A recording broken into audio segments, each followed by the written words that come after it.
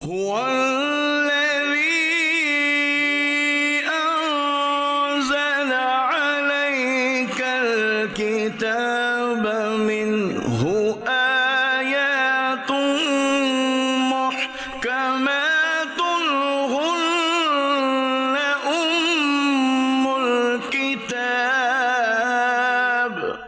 وہی ہے جس نے تم پر یہ کتاب اتاری، اس کی کچھ آیتیں صاف معنی رکھتی ہیں، وہ کتاب کی اصل ہیں۔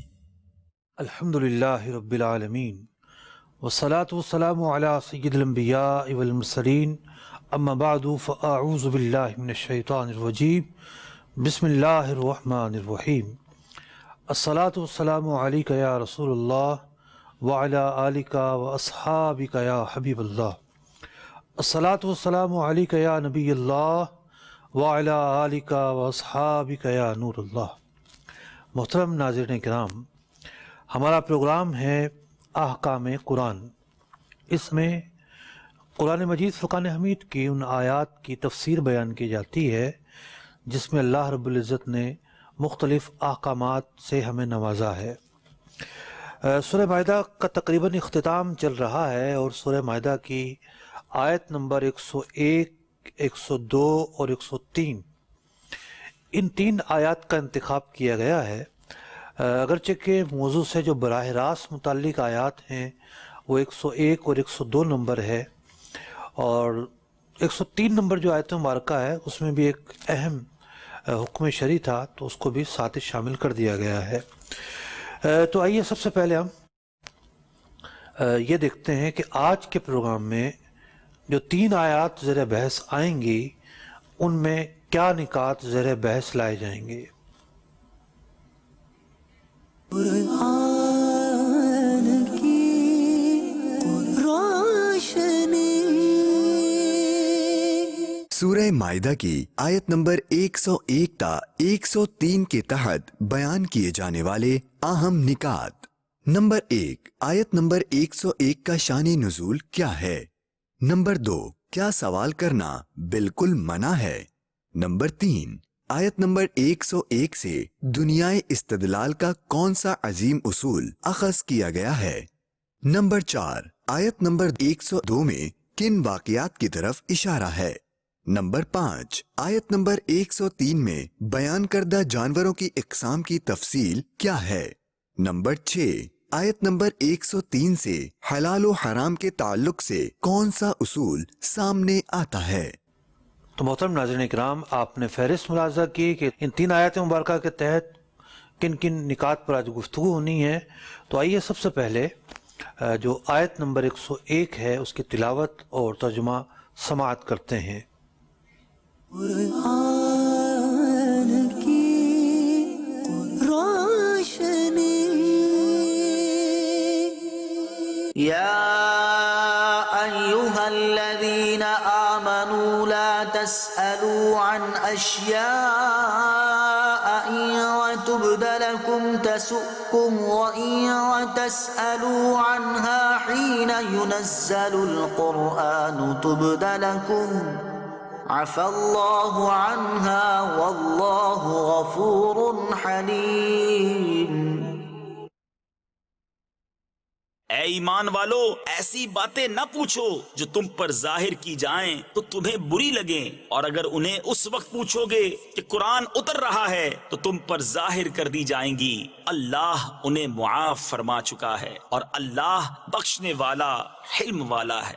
اس آیت مبارکہ کے اسلوب پر اگر ہم غور کریں تو ہمیں یہ معلوم ہوگا کہ اس آیت مبارکہ کے اندر وجہ بھی بیان کر دی گئی کہ سوال کرنا کس موقع پر جو ہے وہ منع قرار دیا گیا تھا۔ تو اللہ رب العزت نے اس آیت مبارکہ کے اندر لوگوں کو سوالات کرنے سے منع فرمایا۔ کب منع فرمایا؟ حین ینزل القرآن، جب قرآن نازل ہو رہا ہو تو سوال نہ کرو۔ قرآن کریم فرقان حمید ایک نظام حیات، اللہ تبارک و تعالیٰ کی طرف سے نازل ہونے والی جو وحی ہوتی تھی بصورت قرآن جو ہے اس مجموعے کا نام ہے۔ تو جب شریعت نازل ہو رہی تھی اور اس موقع پر لوگ جو سوال کرتے ان سوالوں کے مطابق اگر کچھ ایسے اور احکامات نازل ہو جاتے جو نازل نہیں ہوئے تو یقینی طور پر لوگوں کی دشواری اور لوگوں کے لیے مشقت کا سامان پیدا ہوتا۔ تو اس آیت مبارکہ کا شان نزول یہ ہے کہ بعض لوگ نبی اکرم علیہ الصلوۃ والسلام کی خدمت میں آ کر بے فائدہ سوالات کیا کرتے تھے، اور ان سوالات سے نبی اکرم علیہ الصلوۃ والسلام کے مزاج اقدس پر جو ہے وہ ایک اثر پڑتا، اور آپ علیہ الصلوۃ والسلام کے قلب اطہر پر وہ معاملات گراں گزرتے۔ حضور اکرم علیہ الصلوۃ والسلام ان کے بہت سارے سوالات کے جوابات ارشاد بھی فرماتے۔ مثال کے طور پر بخاری مسلم کی حدیث ہے کہ ایک موقع پر نبی اکرم علیہ الصلوۃ والسلام نے ارشاد فرمایا، جس کو جو سوال کرنا ہے مجھ سے کرے۔ آپ خطبہ دیتے ہوئے ممبر پر کھڑے ہوئے ہیں اور آپ برملا فرما رہے ہیں کہ جو سوال کرنا ہے مجھ سے کرے۔ حضرت عبداللہ بن حذافہ کھڑے ہوتے ہیں، عرض کیا یا رسول اللہ صلی اللہ علیہ وسلم میرا باپ کون ہے؟ اب بتائیے کس قدر غیب کی خبر ہے کہ باپ کون ہے، سوائے اس کی ماں کے کون جانتا ہوگا، لیکن یہ سوال بھی حضور سے پوچھا گیا اور حضور نے یہ نہیں فرمایا کہ غیب کی خبروں کا مجھے کیا پتہ، میں اس کے بارے میں کیا جانتا ہوں، بلکہ غیب دان آقا صلی اللہ علیہ وسلم نے ارشاد فرمایا کہ تیرا باپ حذافہ ہے۔ حضرت عمر فاروق رضی اللہ تعالیٰ عنہ کو یہ سوال کرنا گراں گزرا، کھڑے ہوئے بارگاہ رسالت میں اقرار ایمان و رسالت بجا لاتے ہوئے معذرت پیش کی کہ ہم اس انداز کے سوالات پر معذرت خواہ ہیں۔ تو جب حضرت عبداللہ رضی اللہ تعالیٰ عنہ یہ سوال کر رہے تھے اور اس کے بعد جب ان کی والدہ کو پتہ چلا تو وہ بھی ناراض ہوئیں کہ تو نے کیسا سوال نبی اکرم علیہ الصلوۃ والسلام کی بارگاہ میں کیا ہے؟ تجھے پتہ ہے کہ زمانہ جاہلیت میں عورتوں کو کیا حال ہوتا تھا؟ خدا نہ خواستہ تیری ماں سے کوئی قصور ہوا ہوتا تو آج اس کی کیسی رسوائی ہوتی۔ یعنی ماں بھی یہ سمجھتی ہیں کہ نبی اکرم علیہ الصلوۃ والسلام کی بارگاہ میں جب سوال کیا گیا ہے تو حضور علیہ الصلوۃ والسلام حقیقت کو منکشف فرمانے والے ہیں۔ حضرت عبداللہ فرماتے ہیں کہ اگر حضور علیہ الصلوۃ والسلام یہ فرماتے کہ تو فلاں حبشی کا بیٹا ہے تو میں اس کو بھی یقین کے ساتھ مان لیتا۔ خلاصہ کلام یہ کہ کچھ سوالات ایسے ہوتے کہ جس کی کوئی وجہ نہیں تھی کرنے کی، کچھ سوالات ایسے بھی ہوتے تھے کہ جس کا مقصد استہزاء تھا۔ بعض اوقات ایسے سوالات منافقین کی طرف سے کیے جاتے۔ ایسا بھی ہوا کہ کچھ لوگوں نے کہا کہ جی میری اونٹنی گم ہو گئی ہے، بتائیے اونٹنی کہاں ہے؟ تو اس موقع پر یہ آیت مبارکہ نازل ہوئی اور اللہ رب العزت نے منع فرما دیا کہ جب قرآن نازل ہو رہا ہو تو حضور کی بارگاہ میں سوال کرنے کے معاملے میں محتاط رہو، اور ایسے سوالات نہ کرو کہ اگر ان کا جواب دے دیا جائے تو پھر تم پر گراں گزرے گا، مشکل واقع ہو جائے گی۔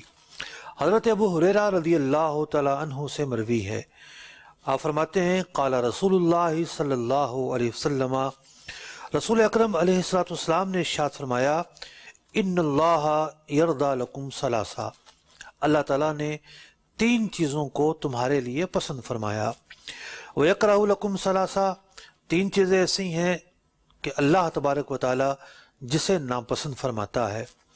فیرضی لکم، کیا باتیں اللہ تعالیٰ کو پسند ہیں؟ ان تعبدوہ ولا تشرکوا بہ شیئا، کہ تم اللہ کی عبادت کرو، اس کے ساتھ کسی کو شریک نہ ٹھہراؤ۔ دوسری بات کیا؟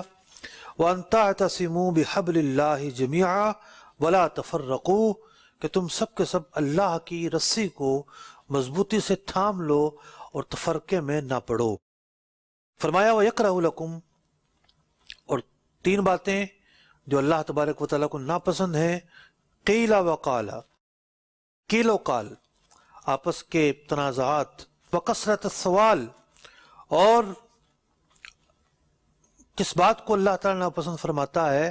زیادہ سوالات کرنے کو، وَإِضَاعَةَ المال، اور مال کے ضائع کرنے کو۔ تو اس حدیث پاک کے اندر بھی اس بات کو بیان فرمایا گیا کہ اللہ رب العزت کو کثرت سوالات جو ہیں وہ پسند نہیں ہیں۔ مسلم شریف کی حدیث ہے کہ نبی اکرم علیہ الصلوۃ والسلام نے حج کے موقع پر یا ایک خطبے میں آپ علیہ الصلوۃ والسلام نے حج کی فرضیت کو بیان فرمایا کہ اے لوگو، تم پر اللہ کے لیے حج کرنا فرض ہے۔ ایک شخص نے اس سوال کیا، یا رسول اللہ صلی اللہ علیہ وسلم، کیا ہر سال حج کرنا فرض ہے؟ نبی اکرم علیہ الصلوۃ والسلام نے سکوت ارشاد فرمایا، خاموشی اختیار فرمائی۔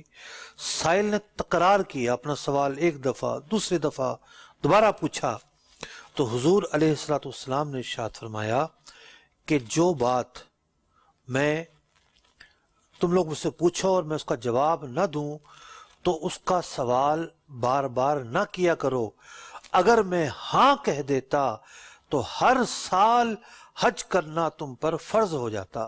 نبی اکرم علیہ الصلوۃ والسلام سے یوں سوالات کرنے کے حوالے سے ممانعت تھی، وہیں ہمیں یہ بھی پتہ چلا کہ اللہ رب العزت نے اپنے محبوب کریم علیہ الصلوۃ والسلام کو وہ اختیارات عطا فرمائے ہیں کہ آپ جس چیز کو چاہیں حلال قرار دے دیں، جس چیز کو چاہیں حرام قرار دے دیں، جس چیز کو چاہیں فرض قرار دے دیں۔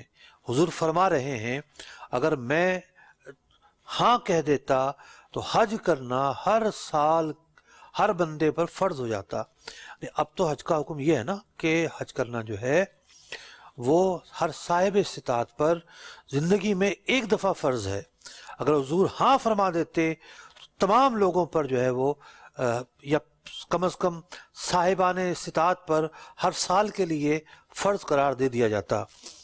تو پتہ ہی چلا کہ نبی اکرم علیہ الصلوۃ والسلام جو ہیں صاحب اختیار ہیں، آپ جو چیز چاہیں وہ نافذ فرما سکتے ہیں۔ اور نبی اکرم علیہ الصلوۃ والسلام تو شفیق ہیں، آپ تو رحیم ہیں اس امت پر۔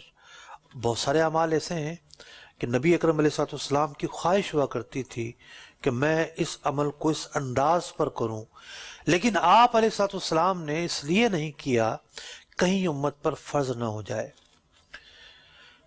آپ علیہ الصلوۃ والسلام کی کئی اس طرح کی جو نا وہ واقعات ہمیں کتابوں میں ملتے ہیں۔ عشاء کی تاخیر کے بارے میں ہمیں ملتا ہے، تراویح کے اہتمام کو جو ہے آپ نے باقاعدہ جماعت کر کے اس کا اہتمام نہیں فرمایا، اس کی وجہ یہی تھی کہ کہیں فرض نہ ہو جائے۔ اسی طریقے سے مسواک کے متعلق ہمیں ملتا ہے، بہت ساری ایسی روایات ہیں۔ تو یہ تو تصویر کا ایک رخ ہے کہ نامناسب سوالات نبی اکرم علیہ الصلوۃ والسلام کی بارگاہ میں نہ کیے جائیں، لیکن یہ بھی ایک حقیقت ہے کہ حضرات صحابہ اکرام علیہم رضوان نے بارگاہ رسالت میں حاضر ہو کر لا تعداد مرتبہ سوالات کیے، کیوں نہ کرتے؟ نبی اکرم علیہ الصلوۃ والسلام تو مرکز فیض ہیں، منبع کرم ہیں، دین متین کا ایک ماخذ ہیں۔ اگر صحابہ نبی اکرم علیہ الصلوۃ والسلام سے نہ پوچھتے تو کس سے پوچھتے؟ یہی وجہ ہے کہ لا تعداد سوالات ایسے ہیں جو حضور اکرم علیہ الصلوۃ والسلام سے کیے گئے اور نبی اکرم علیہ الصلوۃ والسلام نے ان کے جوابات بھی ارشاد فرمائے۔ تو سوال کی نوعیت پر بھی منحصر ہوتا ہے کہ سوالات سے کیا مقصد ہے۔ ایک بات کسی چیز کی تشریح کے لیے ہوتا ہے، ایک بات کسی چیز کی وضاحت کے لیے ہوتا ہے۔ ایک طالب علم کے راستے میں آگے بڑھنے کے لیے اپنے استاد سے سوال کرتا ہے، ایک سالک سلوک کے راستے پر چلنے کے لیے اپنے مرشد سے سوالات کرتا ہے۔ تو نبی اکرم علیہ الصلوۃ والسلام وہ معلم ہیں کہ آپ جیسا تو کوئی معلم نہیں، آپ وہ مرشد ہیں کہ آپ جیسا تو کوئی مرشد ہے ہی نہیں۔ تو پھر یہ کیسے ممکن تھا کہ صحابہ اکرام علیہم رضوان نبی اکرم علیہ الصلوۃ والسلام کی بارگاہ میں سوالات بھی نہ کرتے؟ جن سوالات کے کرنے سے منع کیا گیا تھا وہ باتیں تھیں کہ جس کے بارے میں کوئی حکم نازل نہیں ہوا، جس کے بارے میں کوئی آیت نازل نہیں ہوئی۔ نبی اکرم علیہ الصلوۃ والسلام نے جس کے حرام ہونے کے بارے میں، جس کے لازم ہونے کے بارے میں کوئی ارشاد نہیں فرمایا، تو خاص ایسے سوالات کے تعلق سے منع کر دیا گیا کہ ایسے سوالات نہ کیے جائیں۔ اور مجموعی طور پر یعنی امت کی دو اقسام ہیں، ایک امت دعوت ہے اور ایک امت اجابت ہے.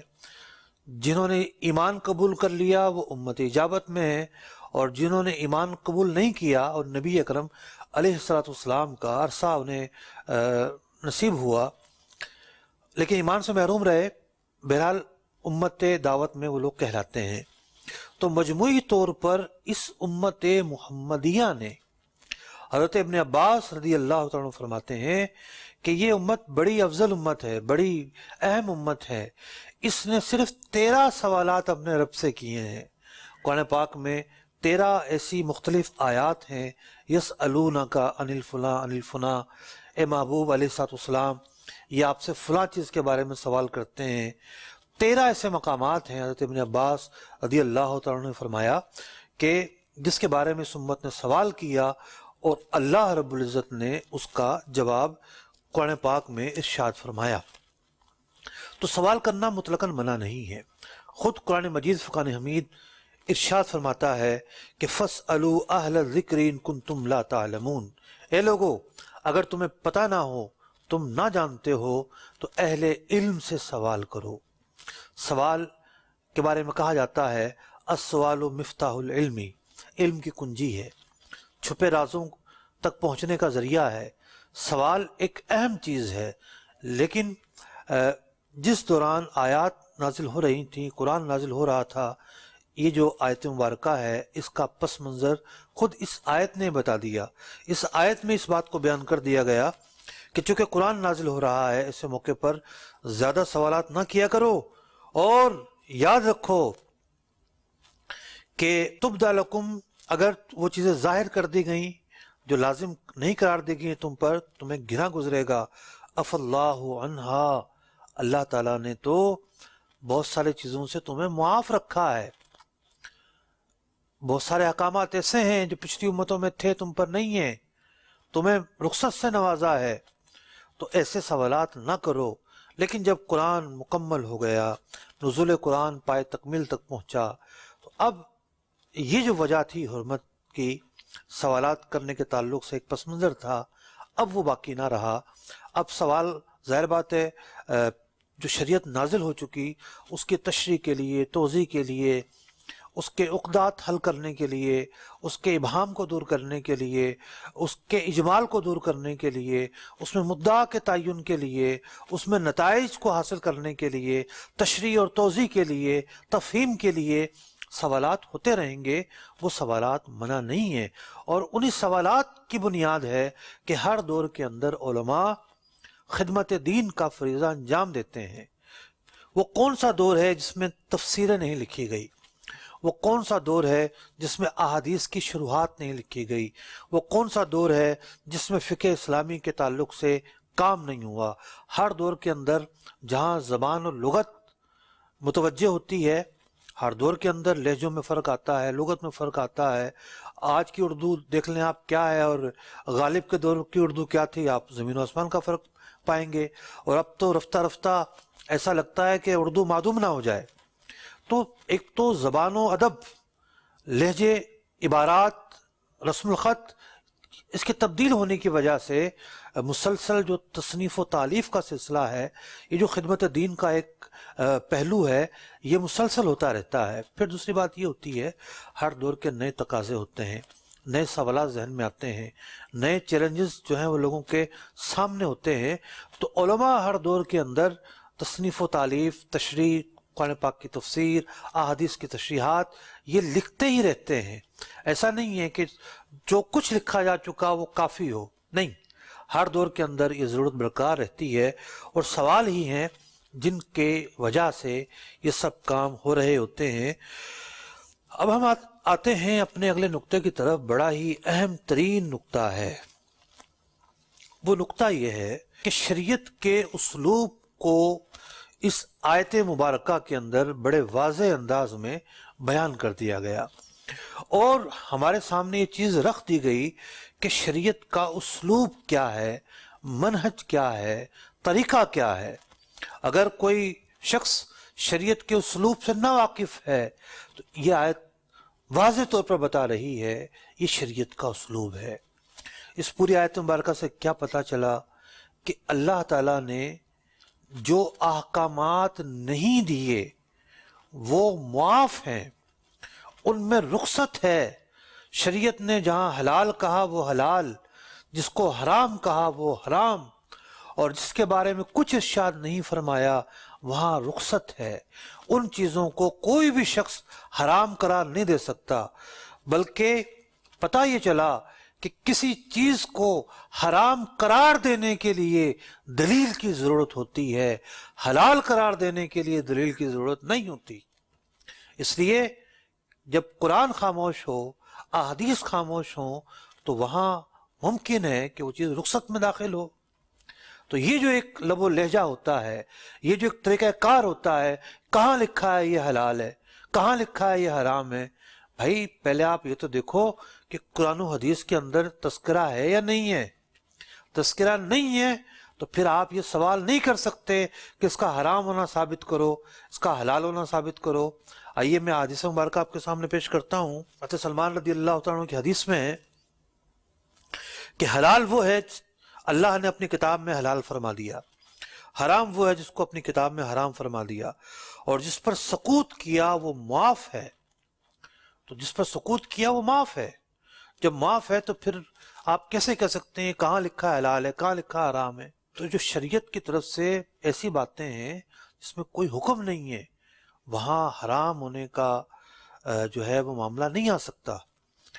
حضرت مشہور تابعی ہیں حضرت عبید بن عمیر رضی اللہ تعالیٰ عنہ یہ کہتے ہیں ان اللہ احل و حرم فما احل فاستحلوا وما حرم فاجتنبوہ یا فاجتنبوہ، کہ اللہ تعالیٰ نے جس چیز کو حلال قرار دیا وہ حلال ہے، جو حرام قرار دیا وہ حرام ہے، اور جس کو حرام قرار دیا اس سے بچو، حلال قرار دیا اسے اختیار کرو۔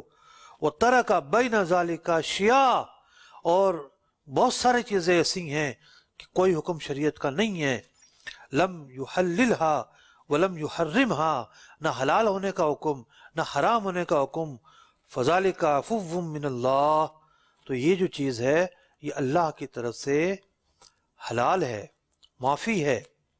اور پھر انہوں نے یہ آیت مبارکہ تلاوت کر کے اپنی بات کا استدلال کیا۔ تو یہ جو ایک بحث ہوتی ہے یہ چیز تو بدعت ہے جناب، دین میں کبھی نہیں ہوئی۔ بھائی کیا دین میں منع کیا ہے اس بارے میں؟ اگر دین میں اس بارے میں منع نہیں کیا تو آپ بدعت کا نام لے کے کیسے حرام قرار دے سکتے ہیں اس کو؟ جب دین اس بارے میں خاموش ہے، جب دین کی اس بارے میں صراحت نہیں ہے، آپ کو یہ حق کس نے دیا کہ آپ کہیں جی حرام ہے؟ تو کسی چیز کے حرام ہونے کے لیے دلیل کی ضرورت ہوتی ہے۔ ایک مشہور قاعدہ ہے الاصل فی الاشیاء الاباحۃ، کہ جو اشیاء ہیں اس کے اندر جو اصل ہے وہ اباحت ہے، وہ حلال ہونا ہے۔ خیر یہ ایک پورا مستقل موضوع ہے، اور اس مستقل موضوع کے اندر بہت تفصیلی گفتگو کی جا سکتی ہے، یا تو میں نے اشارتاً کلام کیا کہ اس آیت مبارکہ نے ایک بڑا ہی عظیم اصول بھی ہمیں دے دیا ہے کہ جس چیز پر شریعت خاموش ہیں اس پر میں اور آپ کون ہوتے ہیں لب کشائی کرنے والے کہ جناب یہ کہاں سے حلال ہو گئی اور کس دلیل سے حلال ہو گئی۔ تو شریعت کے منہج کو، اس کے اسلوب کو اور اس کا جو طریقہ کار ہے اس کا جاننا بہت ضروری ہے۔ آیت نمبر 102 کی طرف چلتے ہیں۔ آئیے سب سے پہلے تو اس کی تلاوت اور ترجمہ سنتے ہیں۔ قد سألها قوم من قبلكم ثم أصبحوا بها كافرين۔ تم سے اگلی ایک قوم نے انہیں پوچھا پھر ان سے منکر ہو بیٹھے۔ اگلی آیت میں مزید تاکید بیان فرمائی کہ تم سے پہلے کی امتوں کا کیا حال ہوا۔ قوم موسیٰ علیہ السلام کا واقعہ بڑے تفصیل کے ساتھ سورہ بقرہ میں موجود ہے کہ انہیں یہ حکم ہوا تھا کہ جی ایک گائے ذبح کر دو، تو جو قتل کا جو معاملہ ہوا ہے اس کی تلافی ہو جائے گی۔ اب سوال پہ سوال کرنے لگے جناب کون سی گائے ہو، کس رنگ کی ہو، کس خطے کی ہو، کس انداز کی ہو۔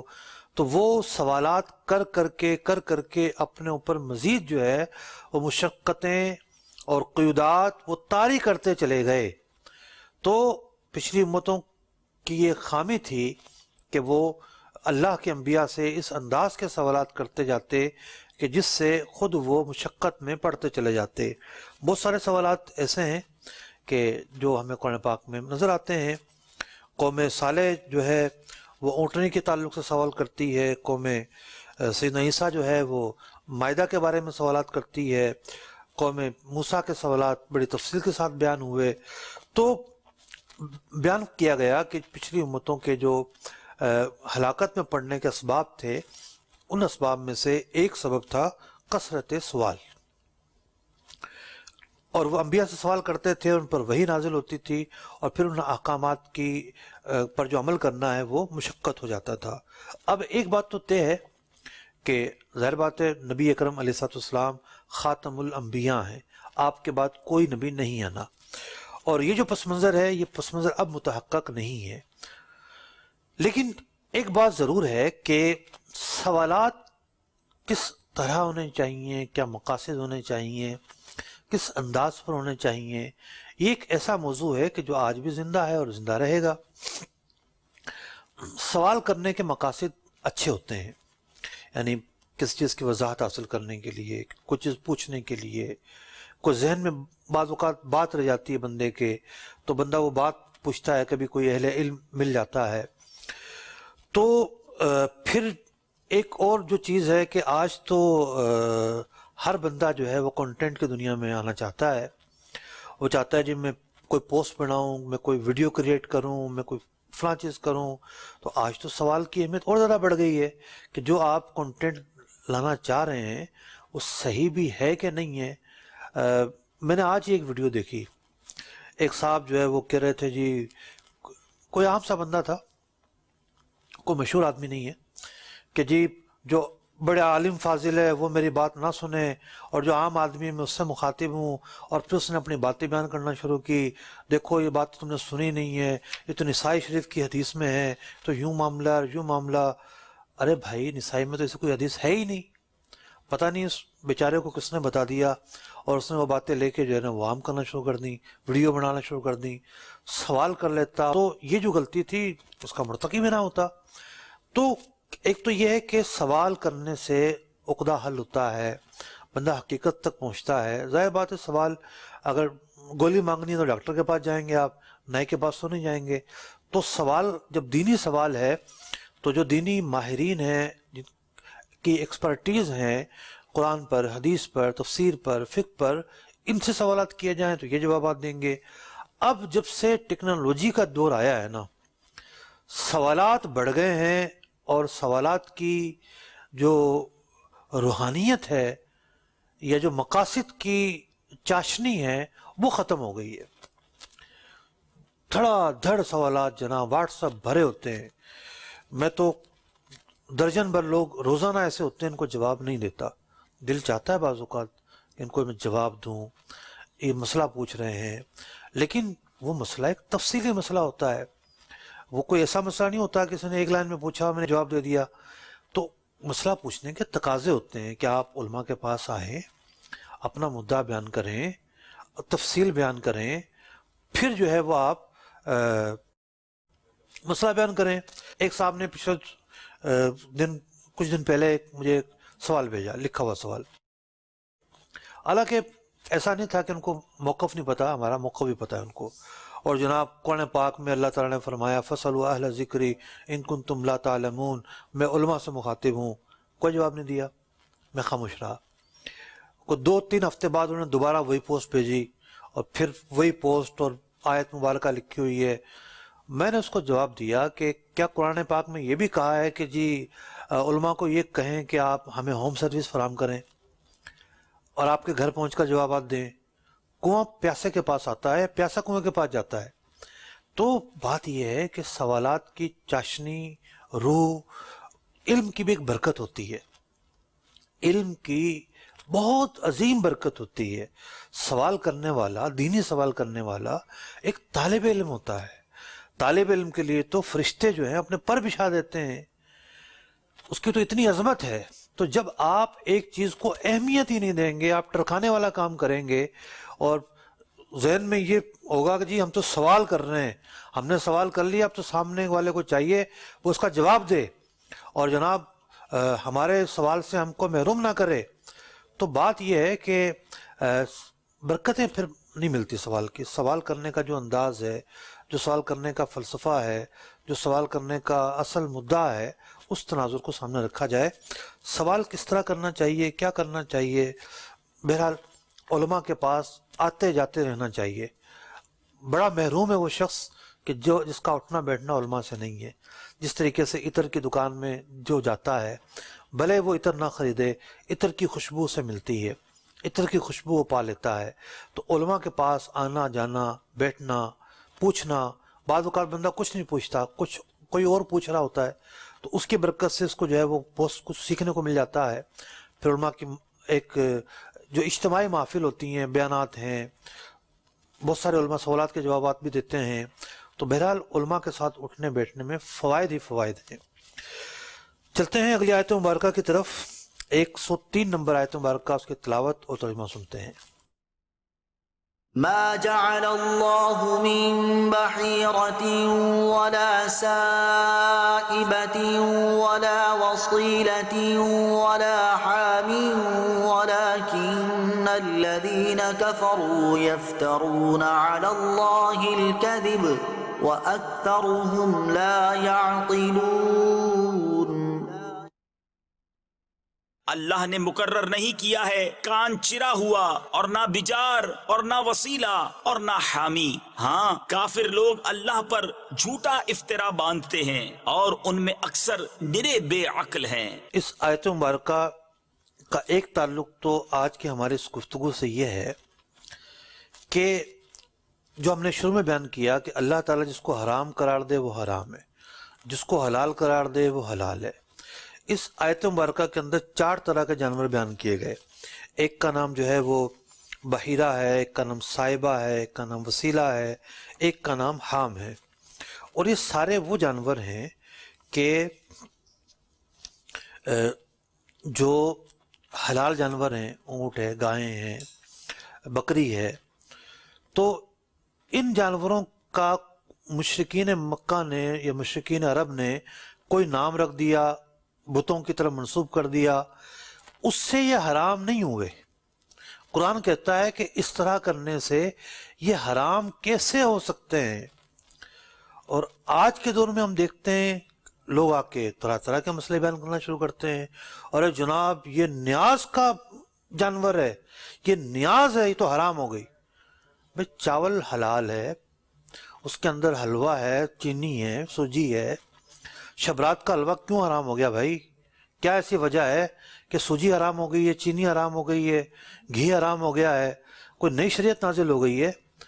اللہ تعالیٰ نے تو واضح طور پر بیان فرمایا کہ کفار جنہوں نے اپنے جانور بتوں کی طرف منسوب کر دیے تھے، یہ ان کے نذرانے کے لیے ہیں جناب، تو اللہ تعالیٰ فرماتا ہے یہ کیسے حرام ہو جائیں گے؟ تو آج آپ حلال چیزوں کو حرام قرار دے رہے ہیں۔ تو آئیے پہلے تو ان جانوروں کی جو تفصیل ہے وہ سنتے ہیں۔ ایک جانور بیان کیا گیا بحیرہ۔ ہوتا یہ تھا کہ جو اونٹنی 5 مرتبہ بچے دیتی اور آخری مرتبہ اس کے نر پیدا ہوتا تو اس کے کان چیر دیتے، اس پر وہ سواری نہیں کرتے، نہ اس کو ذبح کرتے اور نہ اس کو پانی چارے کے لیے استعمال کرتے۔ اس کو بحیرہ جانور کہا جاتا تھا۔ ایک جانور جس کا نام اس آیت مبارکہ میں لیا گیا اس کا نام صائبہ۔ صائبہ کس طرح کا جانور ہوتا کہ جب ان کو کوئی سفر پیش آتا یا کوئی بیمار ہوتا تو یہ نظر کرتے کہ جناب بخیریت واپس آؤں یا تندرست ہو جاؤں تو میری اونٹنی جو ہے وہ بجار ہے یا صائبہ ہے، تو اس کو بھی یہ نفع اٹھانا اس سے حرام قرار سمجھتے اور چھوڑ دیتے۔ وسیلہ جانور کیا تھا کہ بکری جب 7 بچے جنتی، 7واں بچہ نر ہوتا تو مرد اس کو کھاتے، اگر مادہ ہوتا تو بکریوں میں چھوڑ دیتے، نر اور مادہ دونوں ہوتے تب بھی چھوڑ دیتے۔ اس کو یہ وسیلہ کہا کرتے تھے سواد سے۔ اور چوتھا جانور جس کا نام حام ہے، یہ وہ جانور ہوتا کہ نر اونٹ سے جب 10 دفعہ یہ حمل حاصل کر لیتے تو پھر اس کو چھوڑ دیتے، اس پر سواری نہیں کرتے، نہ کام کرتے، چارے پانی سے روک دیتے اور اس کو حامی کہا کرتے۔ تو قرآن پاک یہ بیان فرما رہا ہے ما جعل اللہ من بحیرۃ ولا صائبۃ ولا وسیلۃ ولا حام، اللہ تعالیٰ نے تو ان جانوروں کا حرام قرار نہیں دیا، وَلَكِنَّ الَّذِينَ كَفَرُوا، لیکن جن لوگوں نے کفر کیا، یفترون علی اللہ الکذب، ان جانوروں کو وہ حرام قرار دے کر اللہ پر افترا کرتے ہیں۔ حلال قرار دینا، حرام قرار دینا تو اللہ کا کام ہے، یہ انہوں نے خود اپنے آپ جانوروں کو کیسے حرام قرار دے دیا؟ تو پتہ ہی چلا کہ کسی بندے کے کسی چیز کو حلال اور حرام قرار دینے سے وہ حلال اور حرام نہیں ہو جاتا۔ اب ایک اصول ہمارے سامنے کیا آتا ہے؟ اصول ہمارے سامنے یہ آتا ہے کہ دیکھیں، بتوں کی طرف منسوب کیا گیا جن جانوروں کو، قرآن یہ کہہ رہا ہے وہ کیسے حرام ہو گئے؟ تو اب ہوتا یہ ہے کہ یہ 11ویں کا بکرا ہے جی۔ کچھ لوگ ایک اور آیت لے آتے ہیں، ما اہل بہ لغیر اللہ، کہ جناب جس کو اللہ کے علاوہ کسی اور کے نام پر ذبح کیا گیا وہ حرام ہو جائے گا۔ ہم کہتے ہیں بالکل ہو جائے گا۔ جو آپ نے بسم اللہ نہیں پڑھی، آپ نے کہا کہ میں نام لیتا ہوں فلاں کا اور جانور حلال کیا تو بلا شبہ حرام ہو جائے گا۔ تو اس آیت کا مطلب یہ ہے کہ جس پر اللہ کا نام چھوڑ دیا گیا ہو، قصدن کسی اور کا نام لیا گیا ہو، وہ حرام ہو جائے گا۔ لیکن ایک ہوتا ہے صرف نام کرنا، اصالِ ثواب کرنا، وہ کیسے حرام ہو سکتا ہے؟ تو دین کی جو وسعت ہے وہ بہت زیادہ ہے، اور دین کو سمجھنے کے لیے فہم کا ہونا، فراست کا ہونا، روحانیت کا ہونا، قرآن کا سامنے ہونا، احادیث کا سامنے ہونا اور ادب کا سامنے ہونا، یہ بہت ضروری ہے۔ اللہ رب العزت سے دعا ہے کہ قرآن کا فہم ہمیں عطا فرمائے، قرآن کا سمجھنا عطا فرمائے۔ آمین بجاہ نبی الامین صلی اللہ علیہ وسلم۔ قرآن کا مجھ کو میرے مولا عطا کر دے، پڑھوں سمجھوں عمل کا بھی مجھے یا رب تو جذبہ دے۔